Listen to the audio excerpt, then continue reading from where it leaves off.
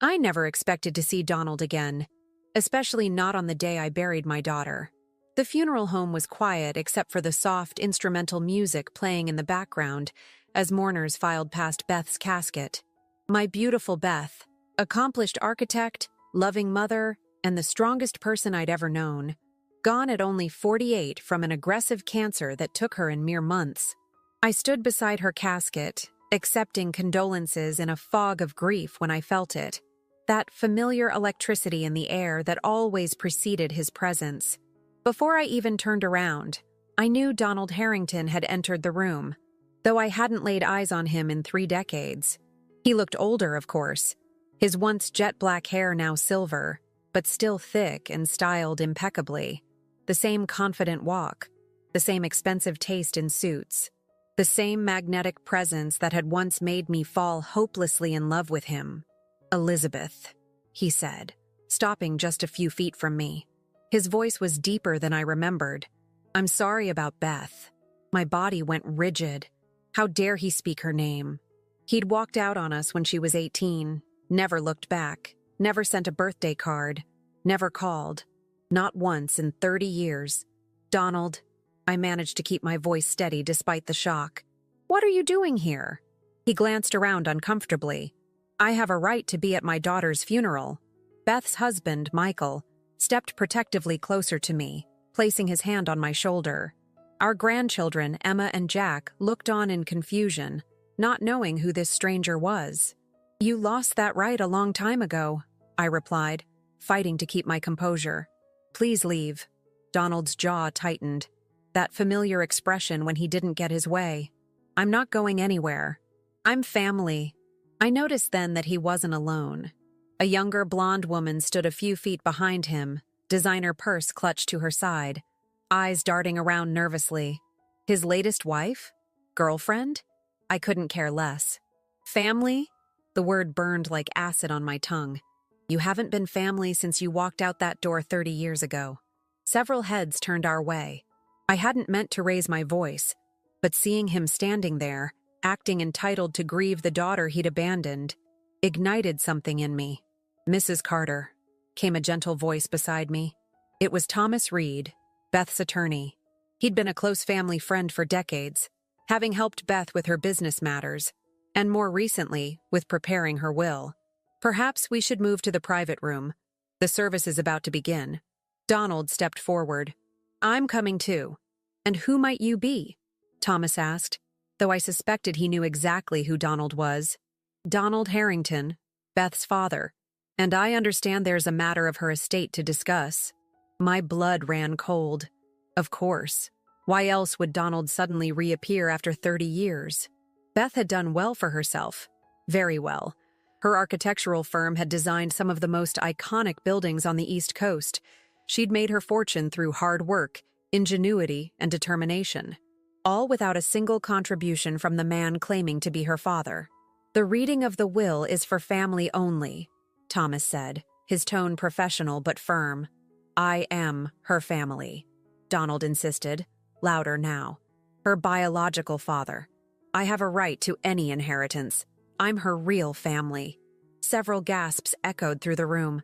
I felt my face flush with humiliation and rage. "Dad, please." The blonde woman tugged at his arm, clearly mortified. "This isn't the time." But Donald shook her off. "No, Melissa. I've had enough of being shut out. Beth was my daughter too." "You shut yourself out," I finally snapped, years of hurt spilling over. "You chose to leave. You chose to disappear.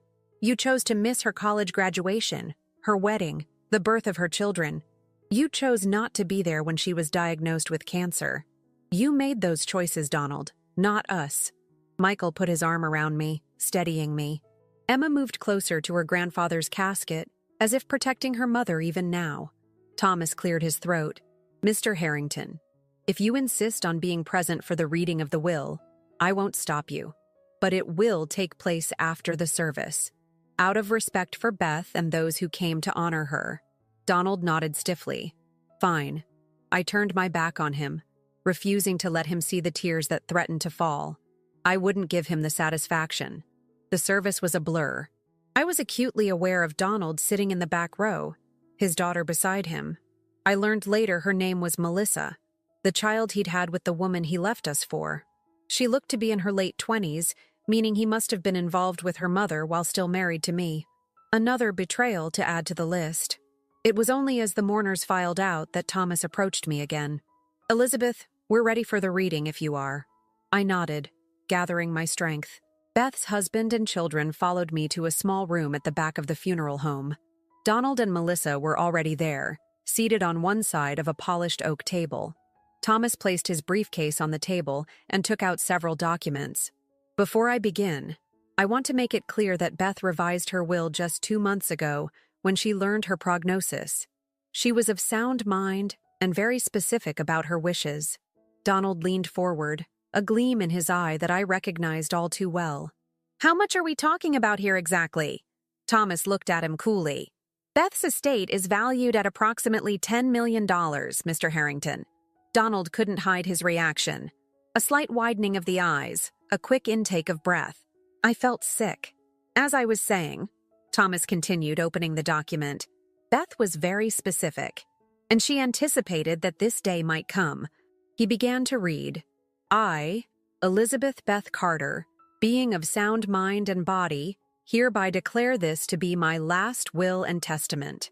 Thomas listed various bequests: money for her children's education, donations to cancer research, specific pieces of jewelry and art to friends and family members. And then he paused, looking directly at Donald. "And to my biological father, Donald Harrington, should he suddenly reappear after my death seeking financial gain." Thomas paused, a slight smile playing at the corner of his mouth. "I leave the contents of the sealed envelope marked with his name, to be opened and read aloud in the presence of all parties." Thomas reached into his briefcase and pulled out a cream-colored envelope. Donald's name was written on it in Beth's elegant handwriting. As Thomas began to open it, Donald's confident expression faltered. Whatever was in that envelope, he suddenly didn't seem so eager to hear it.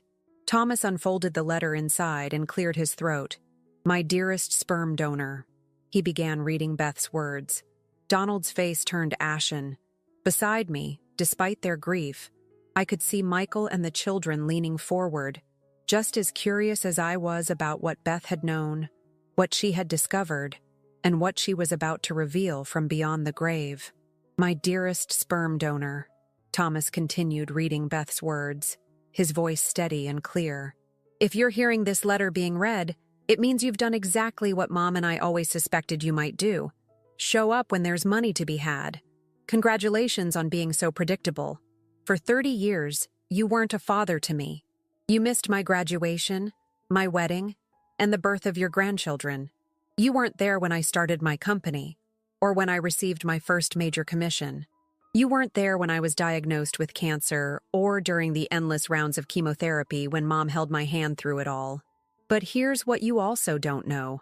I went looking for you 15 years ago."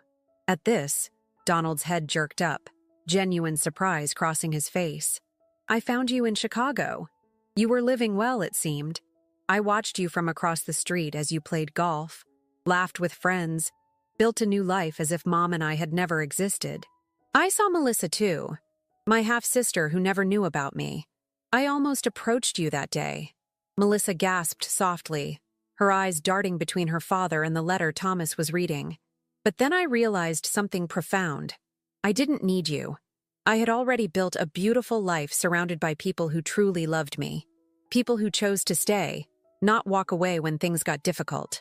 Thomas paused, glancing at Donald, whose complexion had grown increasingly pale. Beside me, Michael squeezed my hand. "However, while searching for you, I discovered something else. Something that changed everything I thought I knew about why you left." The room fell completely silent. Even Thomas seemed surprised as he read the next lines, his eyebrows rising slightly.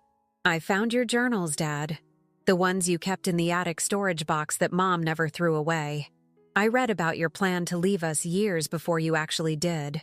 I read about how you felt trapped by family life, how you believed you were meant for greater things. But most devastatingly, I read the truth about your relationship with Sarah Winters." Donald visibly flinched at the name, his face draining of what little color remained. Mom never knew why you really left. That you'd embezzled nearly $200,000 from Sarah's family business where you worked as financial controller.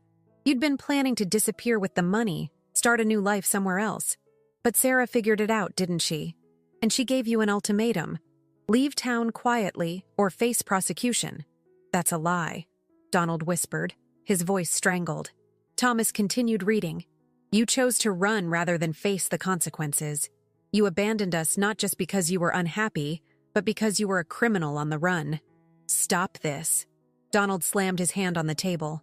This is slander. Thomas paused, looking to me. I nodded for him to continue. But here's where your story gets even more interesting, Dad. Thomas read on. Sarah contacted me 3 years ago, shortly after her father passed away. She found me through my architectural work. She wanted to clear her conscience to make sure I knew the truth about you. And she gave me something else. Evidence. Financial records, your handwritten notes, even a copy of the agreement you signed promising never to return to Boston in exchange for her family not pressing charges. Donald was shaking now, his hands gripping the edge of the table. So here's what's going to happen. Thomas continued reading Beth's words. I'm not giving you a penny of my money. Instead, I've established a trust for Melissa, my half-sister who deserves to know what kind of man her father really is. Melissa's eyes widened in shock, then filled with tears as she stared at her father. To Melissa Harrington, I leave $1 million to be administered through my attorney, with the condition that she use some of it to pursue her education in whatever field she chooses. I may never have known you, sister, but I hope this gift helps you build a life of your own choosing. Melissa covered her mouth with her hand, tears streaming down her face. As for you, Dad, Thomas read on, I leave you only this letter, and the knowledge that I knew exactly who you were.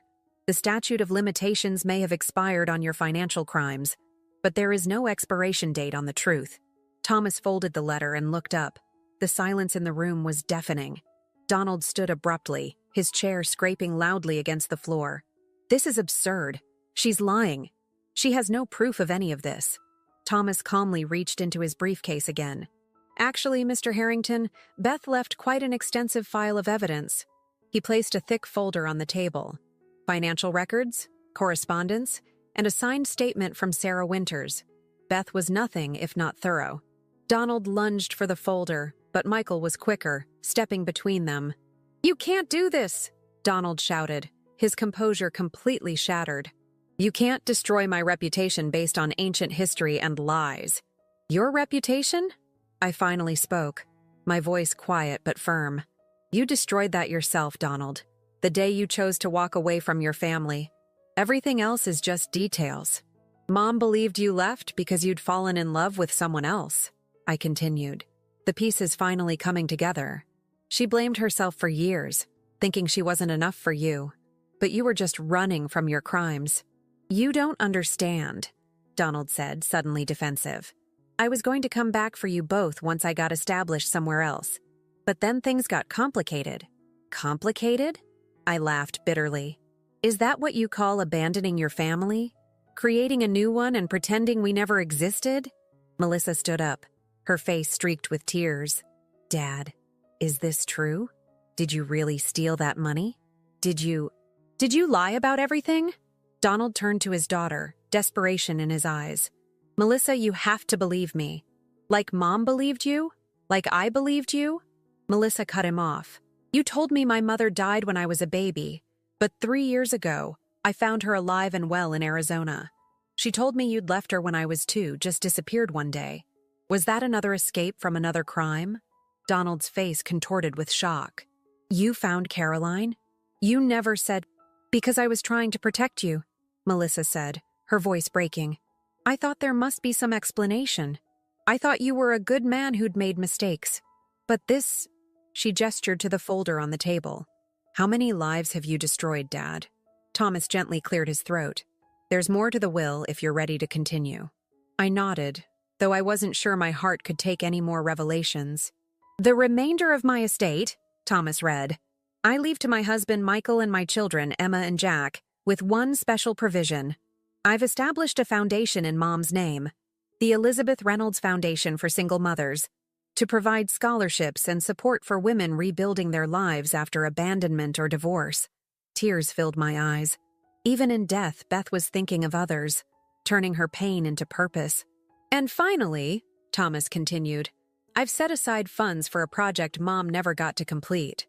Mom, if you're hearing this, check the third drawer of my desk at home. You'll find everything you need there. Thomas folded the will and looked at me. That concludes the formal reading. Donald stood frozen, his world clearly collapsing around him. His daughter moved away from him, crossing to stand by my side. I'm sorry, Melissa whispered to me. I had no idea. Before I could respond, there was a commotion at the door. A tall man in a suit entered, scanning the room until his eyes locked on Donald. Donald Harrington? He said, stepping forward. Who's asking? Donald replied warily. Daniel Webster, private investigator, the man said, presenting a card. I've been looking for you for a long time. There are several parties very interested in speaking with you about some unresolved matters in Chicago, Philadelphia, and San Diego. Donald's eyes darted to the door, calculating. I don't know what you're talking about. I think you do, Daniel replied calmly. Beth Carter hired me 2 years ago to track your movements after you left Boston. What I found was quite a pattern. Michael stepped forward. Mr. Webster, this is hardly the time. It's exactly the time, I interrupted, a strange calm washing over me. Beth wanted this. She wanted the truth to come out, all of it. I turned to Donald, seeing him clearly for the first time in 30 years. Not as the man who had broken my heart, but as a pitiful, desperate con artist who had spent his life running from his own shadow. What else did Beth discover? I asked the investigator, even as Donald's face darkened with fear. Daniel opened his briefcase and removed a thick file. Mrs. Carter, your daughter was very thorough. But before we get into those details, there's something else you should know. Something even Beth didn't discover until a few weeks before she died. He pulled out a photograph and handed it to me. It showed Donald with a woman and young child, dated just 3 years ago. What is this? I asked, confused. That, Daniel said, his eyes locked on Donald, is Donald's other family in San Diego. His wife, Amanda, and their 8-year-old son, Tyler. Melissa gasped. Dad? You have another family? Donald took a step back, his eyes wild like a cornered animal. This is a setup. Beth orchestrated this whole thing to humiliate me. Beth orchestrated the truth, Donald, I said quietly. Something you've been running from your entire life. Daniel placed the file on the table. There's more, Mrs. Carter. Much more. As he opened the file, I watched Donald's face transform from anger to something I'd never seen before in his expression. Genuine fear. Before we continue, Thomas interjected, I think we should take a moment to remember why we're here today. Beth wouldn't want her funeral to become this. He gestured to the tension-filled room. I took a deep breath, grateful for Thomas's reminder. Despite everything Donald had done, Beth deserved better than this circus on the day we laid her to rest. You're right, I said. Michael, Emma, Jack, you shouldn't have to deal with this today of all days. Michael nodded, his arm protectively around Emma, who looked shell-shocked by the revelations. Jack, only 17 and the spitting image of his mother, stood rigidly beside them. Maybe we should continue this another time, Thomas suggested. No, Donald interrupted, his voice now hard with desperation. Let's hear what other lies Beth told. Let's get it all out now. Daniel, the investigator, exchanged a glance with me. I nodded slightly. There was no going back now. Very well, Daniel said, opening the file on the table. As I was saying, Beth hired me 2 years ago after her discovery about the embezzlement. She wanted to know if there was a pattern to your behavior, Mr. Harrington. She was concerned that you might have hurt other families. And did you find anything? Melissa asked quietly, having moved to stand beside me, physically distancing herself from her father. Daniel nodded grimly. I documented at least 3 instances where Mr. Harrington established relationships with women, married them in 2 cases, and then disappeared after gaining access to their finances. The most recent was in San Diego, where he's currently legally married to Amanda Weber. They have a son together. Donald's face contorted. You can't prove. Actually, I can. Daniel cut him off, sliding several documents across the table. Marriage certificates, banking records showing large withdrawals just before your disappearances, and statements from your victims. Donald looked trapped now, his eyes darting between the documents and the door. However, Daniel continued, the most significant discovery came just weeks before Beth passed away. Something that changes everything. He paused, looking directly at me. Mrs. Carter, did you ever wonder why Donald seemed to change so suddenly all those years ago? A chill ran down my spine. Every day for years. Tell her, Daniel said to Donald. Tell her what Beth discovered. Donald remained silent, his jaw clenched tightly. Daniel sighed. Donald wasn't just running from financial crimes when he left you. He was running from something much worse. My heart pounded as Daniel pulled out another document from his file. This is a medical report from September 1992, 3 months before Donald left. It shows that he was diagnosed with a condition called antisocial personality disorder with narcissistic features. A personality disorder? I whispered, trying to process this new information. Donald was told he needed extensive therapy, Daniel explained. His doctor noted that without treatment, his manipulative behaviors would likely escalate, potentially causing significant harm to those around him. I turned to Donald, who wouldn't meet my eyes. Is this true? After a long moment, he spoke, his voice barely audible. I didn't believe it. I thought the doctor was wrong. So instead of getting help, you ran, I said, the pieces finally falling into place. And you kept running, from family to family, leaving destruction in your wake. I tried to change, Donald said, a hint of genuine emotion breaking through his defensive facade. With each new start, I thought I could be different. But it never lasted. The restlessness would return, the feeling of being trapped, the impulse to take what I needed and disappear. And you never once thought about what you were doing to the people you left behind? Melissa asked, tears streaming down her face. Donald looked at his daughter, his expression complex. I did think about you, Melissa, and Beth, but the thoughts, they didn't feel the way they should. I knew I was supposed to care, but I couldn't feel it the way other people do. That's what the doctor tried to explain to me. A heavy silence fell over the room as we all processed this revelation. Beth knew all of this? I asked Daniel. He nodded. She found the medical report among some old papers your sister had stored for you after you downsized. Beth reached out to the doctor who confirmed the diagnosis but couldn't share details due to confidentiality. That's when she hired me to investigate further. I turned to Thomas. Did Beth include this in her letter to Donald? Thomas shook his head. No. She added a separate note for you, Elizabeth. It's here. He handed me a sealed envelope with my name written in Beth's handwriting. I opened it with trembling fingers and read silently. Mom, by now you've learned the truth about Dad. I'm sorry I kept my investigation from you, but I needed to be certain before opening old wounds. When I found out about his diagnosis, everything finally made sense. Why he could walk away from us so easily. Why he repeated the same pattern with other families. I don't share this to excuse what he did, but to free you from the questions that have haunted you for decades. You did nothing wrong, Mom. His leaving had nothing to do with your worth as a wife or his love for us. He was incapable of the kind of love we deserved. I want you to know that I've arranged for Donald to face consequences for his actions, but I've also set up something else. A trust with funds for psychiatric treatment if he ever chooses to seek help. Not for his sake, but for the sake of others he might hurt if he continues untreated. This is my final gift to you, Mom. The truth, and the knowledge that you were never to blame. All my love. Beth, tears streamed down my face as I folded the letter. All these years I'd carried the weight of his abandonment, wondering what I could have done differently, how I had failed, but it had never been about me at all. I looked up to find Donald watching me, an unreadable expression on his face. What happens now? Michael asked, breaking the silence. Daniel cleared his throat. Beth requested that I share my findings with the women affected by Mr. Harrington's actions. They all deserve to know the truth, just as you did, Mrs. Carter. She also asked that I offer them the chance to speak with Mr. Harrington if they wish. Under controlled circumstances, of course. And what about his current family? I asked, thinking of the woman and child in the photograph.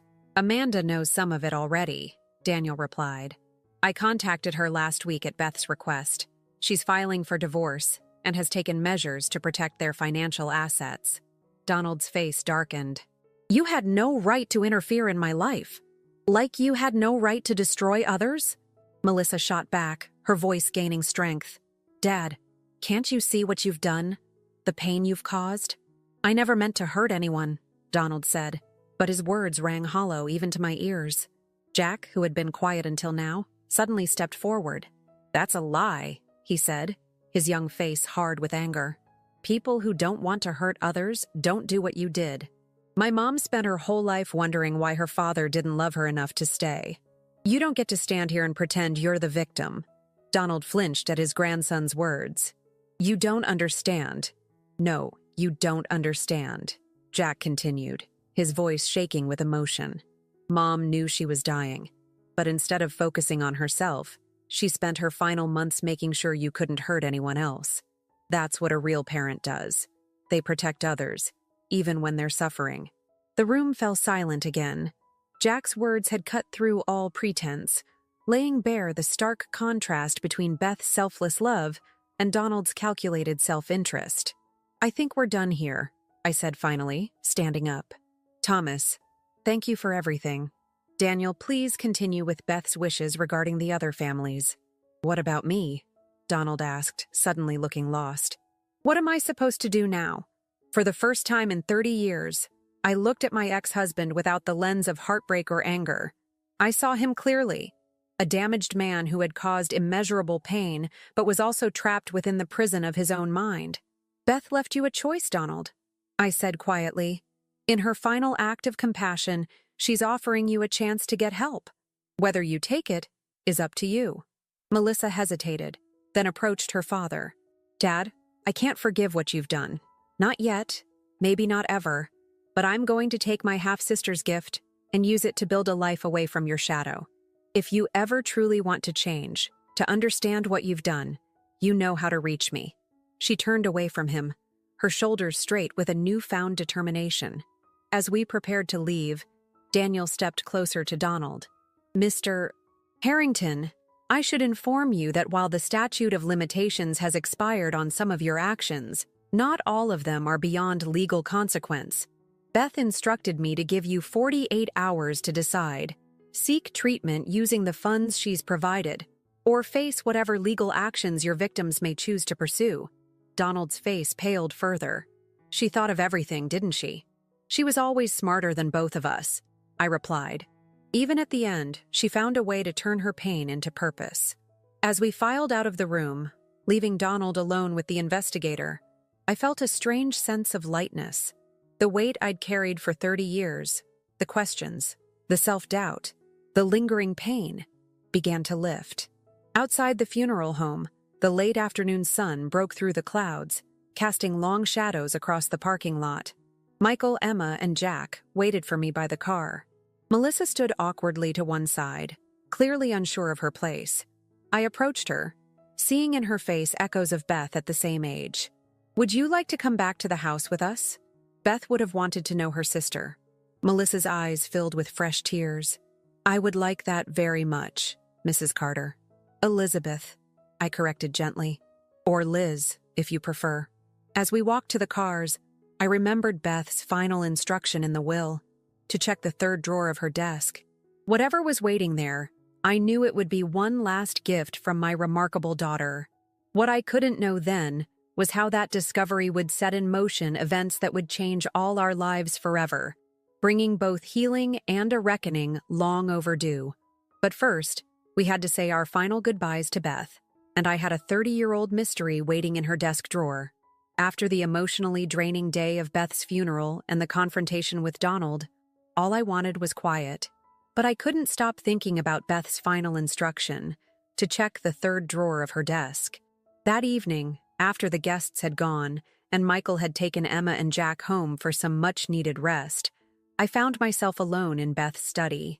Melissa had accepted my invitation to stay in the guest room, a strange but somehow comforting presence in the house. Beth's home office remained exactly as she'd left it, organized yet lived in, with her personality evident in every detail. Her awards lined one wall, framed photographs of architectural projects on another. Family pictures adorned her desk. Her wedding day, Jack's graduation, Emma's dance recital. Not a single photo of Donald. I approached the desk slowly, running my fingers along its polished surface. Beth had designed it herself, a beautiful piece of cherry wood with intricate inlays. The third drawer opened smoothly when I pulled it. Inside was a leather portfolio with a handwritten note attached. For Mom, my final project. Love, Beth. With trembling hands, I carried the portfolio to the comfortable reading chair by the window and opened it. Inside were architectural drawings, detailed plans for a beautiful coastal cottage. At first, I thought it might be one of her firm's projects, but as I flipped through the pages, I realized with a jolt what I was looking at. It was my dream house. Decades ago, when Beth was just a child and Donald and I were still happy, or so I thought, I'd described my perfect home. A small cottage overlooking the ocean, with a wraparound porch for watching sunsets, a garden for growing herbs, and a studio where I could finally pursue the painting I'd abandoned to support our family. I'd sketched primitive drawings on napkins, talking about someday, when we could afford it. After Donald left, those dreams were packed away along with so much else as I focused on raising Beth alone and rebuilding our lives. But Beth had remembered, and not only remembered, she'd designed it, down to the smallest detail. The kitchen with the island I'd always wanted, the window seat for reading, even the specific placement of windows to capture the best light for painting. I flipped to the last page and found another note, along with a deed and several photographs. Mom, when I was diagnosed, I realized life is too short for some days. So I bought the land, that piece we found on our drive up the coast 2 summers ago, the one you said had the perfect view. The foundation is already in, and the frame will be going up next month. Michael has agreed to oversee the completion of the project. All the contractors have been paid in full from the trust I've set up. Your dream home will be ready by Christmas. It's time for you to live the life you put on hold for me. Time to paint, to garden, to watch sunsets from your porch. You deserve every happiness, Mom. You always put everyone else first. Now it's your turn. All my love. Beth, tears flowed freely as I looked at the photographs. A beautiful piece of oceanfront property with construction just beginning. The foundation poured, marking the footprint of my dream home. The view from what would be my studio, overlooking the endless blue of the Atlantic. I heard a soft knock at the door. Melissa stood there, hesitant. I'm sorry to interrupt, she said. I couldn't sleep. I wiped my tears away and gestured for her to come in. Neither could I. Melissa entered, her eyes taking in the room that had been her half-sister's sanctuary. What was she like? She asked softly. Beth, I mean, as a person. I smiled through my tears. She was remarkable. Stubborn, brilliant, compassionate. She could see through people's facades to what they really needed, and she never forgot anything. Not a promise, not a hurt, not a dream. I showed Melissa the portfolio. She remembered a conversation from 30 years ago and made it her final gift to me. Melissa studied the drawings with an architect's appreciation. These are incredible. She was talented. She was, I agreed, in every way that matters. We sat in companionable silence for a moment before Melissa spoke again. I always wondered about her, my half-sister. I found an old photo of you and her in my dad's things once, when I was about 12. When I asked him about it, he said you were people he used to know from another life. I knew he was lying, but I didn't know how to ask more. Did you ever try to find us? I asked, curious rather than accusatory. Melissa nodded. When I was in college, I got as far as learning Beth's name and that she'd become an architect. But I was afraid of disrupting her life, afraid of what I might learn about my father, afraid of being rejected. Beth would have welcomed you, I said with certainty. She had your father's determination, but none of his coldness. She would have loved having a sister. Melissa's eyes welled with tears. I've missed so much. We both have. Yes, I agreed. But we're here now. Later that night, after Melissa had gone back to the guest room, I returned to Beth's study and continued exploring the drawer's contents. Beneath the portfolio was a USB drive labeled simply Evidence. With a deep breath, I plugged it into Beth's computer. What I found stunned me. Dozens of files meticulously organized, documenting Donald's actions over 3 decades. Bank statements, property records, copies of marriage certificates, photographs, statements from other women he'd deceived. But what truly shocked me was a folder labeled The Pattern. Beth had created a timeline of Donald's behavior, identifying triggers that preceded each disappearance, warning signs that he was preparing to abandon a family and move on to his next target. As I scrolled through the evidence my daughter had gathered, I realized she hadn't just been seeking closure. She'd been building a case, creating a resource that could help identify and possibly prevent similar patterns of behavior in others. The final document was titled Project Seraphim: Turning Trauma into Transformation. It outlined a resource center for families affected by abandonment and psychological abuse, combining legal aid, counseling, and financial planning to help them rebuild. Beth hadn't just built me a house. She'd established a foundation to help others rise from the ashes of broken families and broken trust. She'd transformed her pain into purpose, her loss into legacy. I closed the computer, overcome with both grief and pride. In her final months, facing her own mortality, Beth had chosen to create rather than destroy, to heal rather than harm.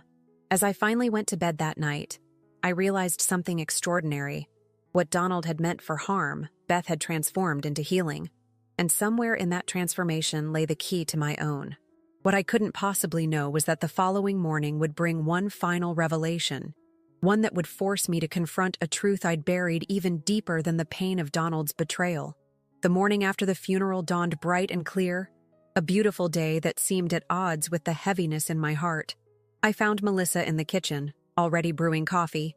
"I hope you don't mind," she said, pouring me a cup. "I couldn't sleep much." "I'm glad you made yourself at home," I replied, accepting the coffee gratefully. We sat at the kitchen table, 2 strangers connected by the absence of those who should have united us decades ago. "I've been thinking about what to do with Beth's gift," Melissa said hesitantly. "The money. It feels complicated. Gifts from Beth usually are," I smiled sadly. "She never did anything without layers of meaning." Melissa nodded, staring into her coffee. "I think I want to use some of it to go back to school. I always wanted to study psychology, but Dad pushed me toward business." She paused. "And the rest? I'd like to contribute to the foundation Beth was planning. Project Seraphim." I was touched by her decision. Beth would have liked that.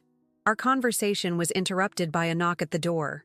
When I opened it, I was surprised to find Daniel Webster, the private investigator, standing there with a small package in his hands. "Mrs. Carter, I apologize for coming by so early, but Beth was quite specific about the timing. This is the final piece she wanted delivered to you, the day after the funeral, not before." I invited him in, curious about what else Beth could possibly have arranged. Daniel placed the package on the coffee table in the living room. "Beth asked me to be present when you open this. She said you might have questions only I could answer." With Melissa and Daniel watching, I unwrapped the package to find a small wooden box with a simple carving of a phoenix on the lid. Inside was a letter and a vintage silver locket I'd never seen before.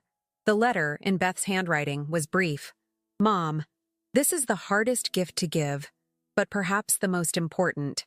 The truth isn't always easy, but it's always worthwhile. I found this locket among Dad's things when I was searching for evidence. Open it, then let Daniel explain. I love you, always. Beth." With trembling fingers, I opened the locket. Inside was a tiny photograph of a baby I didn't recognize. On the opposite side was engraved, "Donald Jr., forever in our hearts, 1991, 1991. I looked up at Daniel in confusion. "I don't understand." Daniel sat down across from me. "Mrs. Carter, when Beth hired me to investigate Donald, we discovered something that changed her understanding of why he left. This was the first breadcrumb that led us down that path." "Donald Jr.?" I whispered. "I was never pregnant with a boy." We only had Beth. Not with you, Daniel said gently. Donald had a relationship with a woman named Elaine Matthews while still married to you. They had a son who died shortly after birth in late 1991. The room seemed to spin around me. He cheated? Had another child? Melissa reached for my hand, offering silent support. Yes, Daniel confirmed. According to what we pieced together, Donald was leading a double life for nearly a year before he left you. The baby's death seemed to trigger a psychological break. That's when he sought psychiatric help and received his diagnosis. I tried to process this revelation. So his abandonment, his personality change, it wasn't just the disorder? The doctor's notes that Beth obtained suggest the trauma of losing his son exacerbated his underlying condition, Daniel explained. He developed coping mechanisms, dissociation from emotional attachments, creating new identities, running from painful realities. I stared at the tiny face in the locket, a baby I never knew existed, a half-brother to Beth who never had a chance at life. Why didn't he just tell me? I whispered. About the affair, about the baby? From what Beth discovered in his journals, he couldn't face you with the truth, Daniel said. And after the baby died, something in him broke. Instead of processing his grief, he compartmentalized it, buried it, and ran from it, literally and figuratively. And the embezzlement? The other women? I asked. Part of an escalating pattern, Daniel explained. Each new identity was an attempt to escape the pain of the previous one. Each new family, a chance to rewrite his story without the tragedy. I closed the locket, emotions swirling, anger at Donald's betrayal, sorrow for a child I never knew, grief for the broken man Donald had become. Beth wanted you to know because she felt it offered a fuller understanding, Daniel continued. Not to excuse his actions, but to explain them. When she found this locket and traced its origins, she finally understood that your husband didn't just walk away. He was running from something he couldn't bear to face. Melissa, who had been quiet, finally spoke. Did my mother know? About Donald Jr.? Daniel shook his head. No. Your mother met Donald after all this happened. She was another fresh start for him, another attempt to outrun his past. We sat in silence, absorbing the weight of these final revelations. Thank you, Daniel, I said eventually, for helping Beth uncover the truth, and for bringing it to us. After Daniel left, Melissa and I sat in the garden, trying to process everything we'd learned. It doesn't make what he did right, Melissa said after a while, but it makes it, I don't know, more human somehow. I nodded. For 30 years, I thought he left because he didn't love us enough to stay. Now I understand he left because he didn't know how to stay, how to face pain and grief without running. What will you do now? Melissa asked. Will you tell him you know? I considered the question carefully. I think I'll write him a letter, not to absolve him, but to acknowledge the whole truth. Beth wanted that, for all of us to finally see the complete picture. Later that day, Michael came by with Emma and Jack to help sort through some of Beth's personal belongings. Watching them, my son-in-law and grandchildren, I felt a profound gratitude for the family that remained, for the bonds that grief couldn't sever. As the sun began to set, I took a moment alone in Beth's studio, looking out at the garden she'd loved. I thought about the cottage being built on the coast, the foundation Beth had established, and the truths she'd uncovered. My daughter had given me 3 precious gifts in her passing: a home to nurture my dreams, a purpose to channel my strength, and the truth to finally set me free. 2 weeks later, I stood on a windswept cliff overlooking the Atlantic, watching the construction crew working on what would become my new home. Beside me stood Melissa, who had decided to stay in town to help with Project Seraphim.